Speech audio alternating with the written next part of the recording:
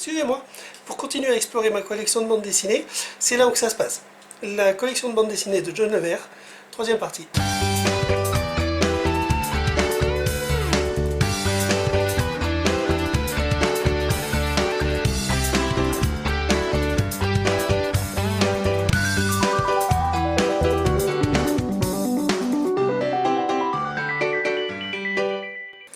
Alors aujourd'hui, ça va être une séquence un petit peu casse-gueule.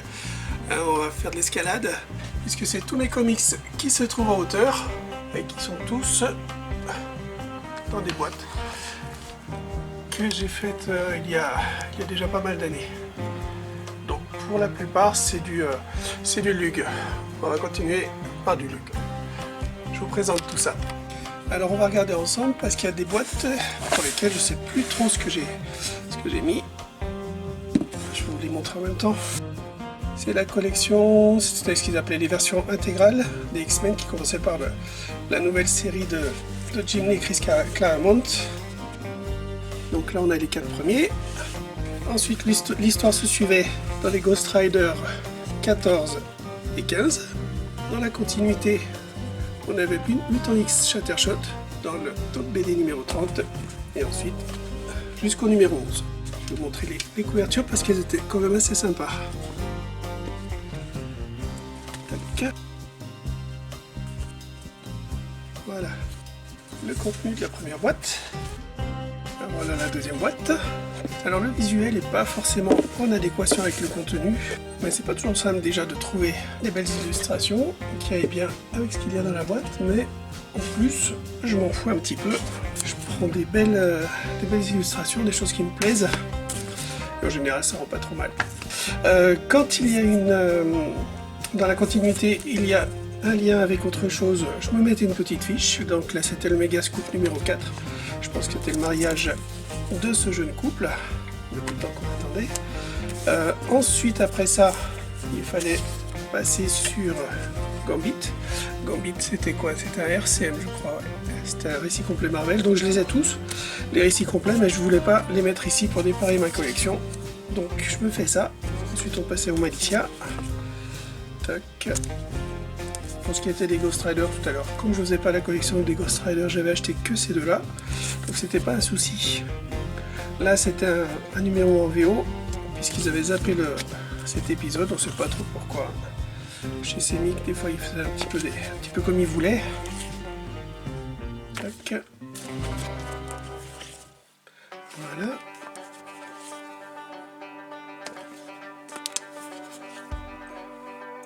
Donc là, l'ère d'Apocalypse a toujours une belle couverture.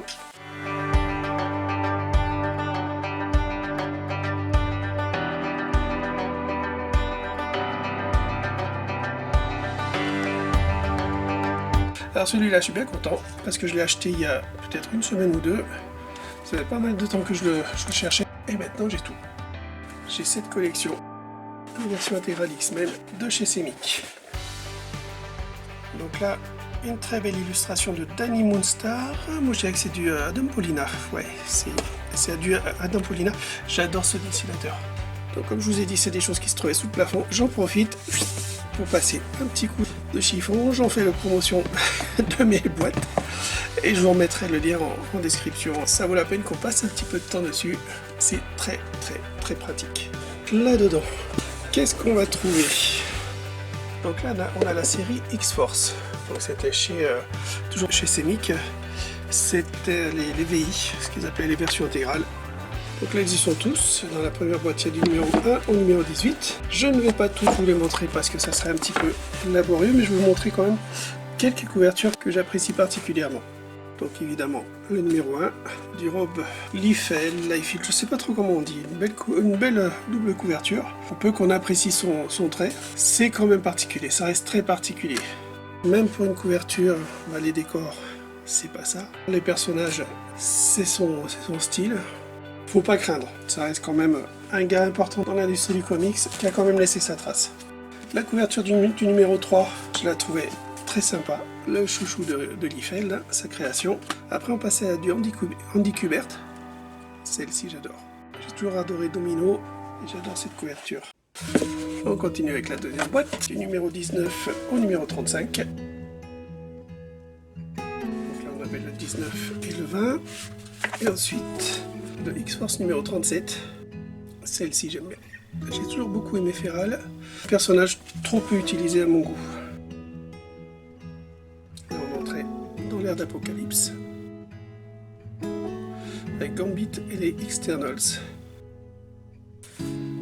Très belle couverture de Adam Paulina. Le retour de Rob Liefeld. Ou Liefeld.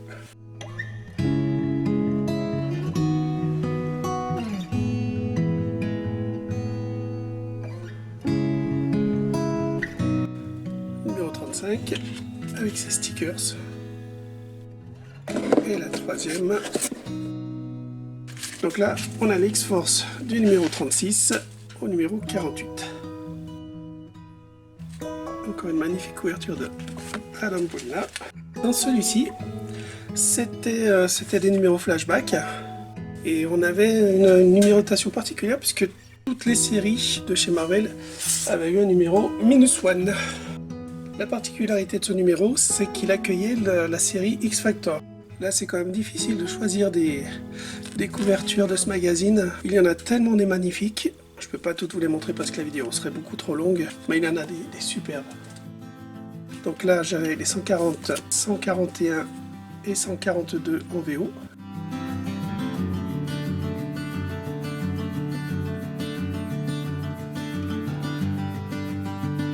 On continue dans les inédits. Le numéro 147 et le dernier au numéro 48, puisqu'ensuite X-Force était hébergé dans le magazine X-Men Universe. On y viendra plus tard. On va continuer par quelques boîtes qui contiennent, allez, un petit spoil, tous les Spidey qui m'intéressent.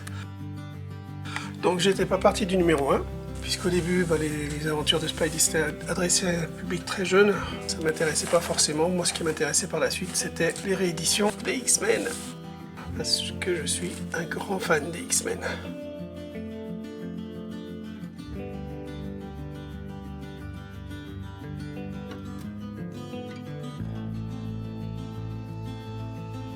Donc on va pas forcément détailler toutes les boîtes. Je vais peut-être vous montrer une ou deux petites choses intéressantes à l'intérieur. Pour les Spidey, du moins ce qu'il y avait au début, c'est quand même d'un intérêt tout à fait relatif, les couvertures.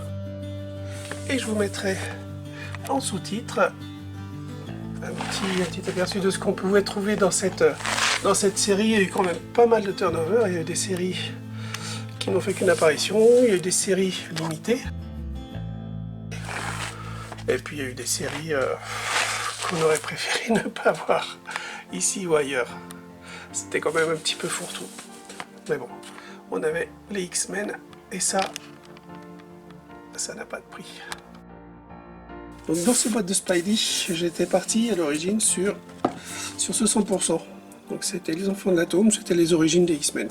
Ensuite, ça c'est le premier Spidey que j'ai dû trouver d'occasion, donc il est dans un état assez pitoyable on va dire. C'était un magazine qui, comme les premiers Nova, était agrafé, donc c'est pas forcément la meilleure idée pour qu'un livre dure. On avait la réédition des X-Men à partir du premier numéro, mais pour le reste, c'était quand même largement dispensable. Là ça avait été une très bonne surprise pour moi, parce qu'en plus des X-Men, il y avait un de mes autres grands centres d'intérêt en matière de comics, c'était Photonic. Photonic par Tota. Parce que pour moi, Photonic, ça peut être que Tota. Le trait de Tota va particulièrement bien à ce personnage. Et je l'aime quand même beaucoup moins par Mitton, parce que c'est pas Photonic, ça. Pour moi, c'est pas Photonic. Donc pendant très longtemps, jusqu'au numéro 65, a priori, je pense pas qu'on en ait après, on a eu ce bandeau blanc sur le côté, avec la présentation de quelques-uns des personnages qui occupaient ce bouquin. Moi je trouve que ça rendait pas grand chose. Dès qu'ils ont commencé à faire des couvertures pleine page, j'ai beaucoup mieux apprécié.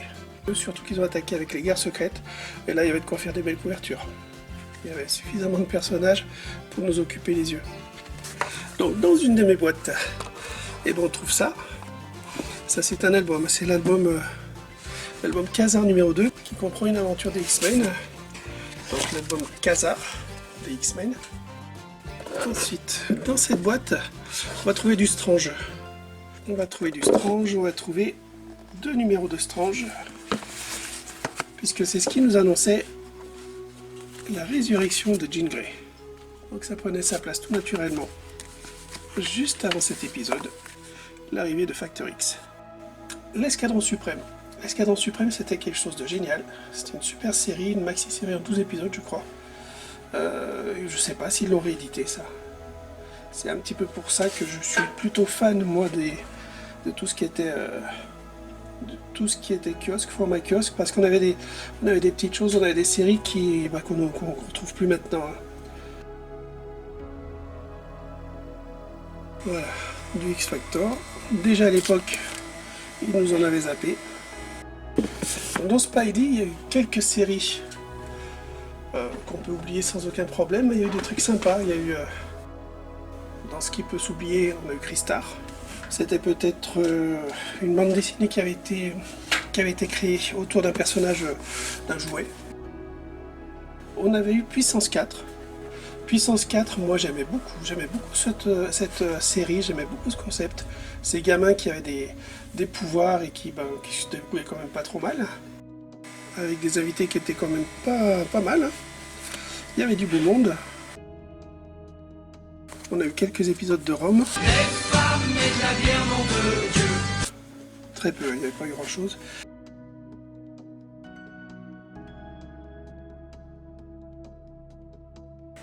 Et là, on avait le numéro 114, qui est le dernier numéro de Spidey. On avait juste ce petit encart, cette petite phrase laconique, qui nous expliquait que la suite de Factor X, dès la rentrée dans l'album numéro 1, qui sortira en septembre. Voilà, la toile de l'araignée à partir du mois de novembre dans Spécial Strange. Puissance 4 est momentanément arrêtée, donc je vous rassure, on ne l'a plus jamais revu. Cette histoire n'emportant pas de gros suffrages. Factor X en version intégrale dès le mois de septembre, qu'on se le dise. Eh ben on se l'est dit, on n'a plus bien le choix.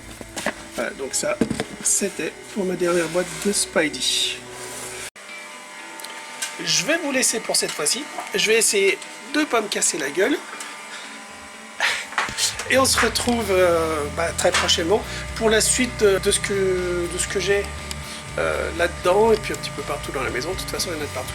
Allez, la bise à tous et pas de panique, comme je le dis toujours, la vie est belle, même si des fois c'est pas génial. Je vous jure, c'est pas aussi grave que ça en a l'air. Ah, et sur la prochaine, je viens juste d'y penser, tout petit concours. Un tout petit concours, je ferai gagner